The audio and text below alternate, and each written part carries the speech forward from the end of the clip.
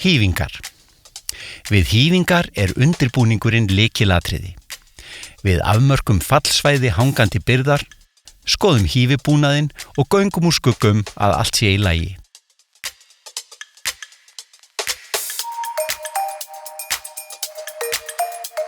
Einungis fólk með tilskilin réttindi má stýra krönum sem krefjast réttinda. Við gætum þess að standa aldrei undir hangandi byrði.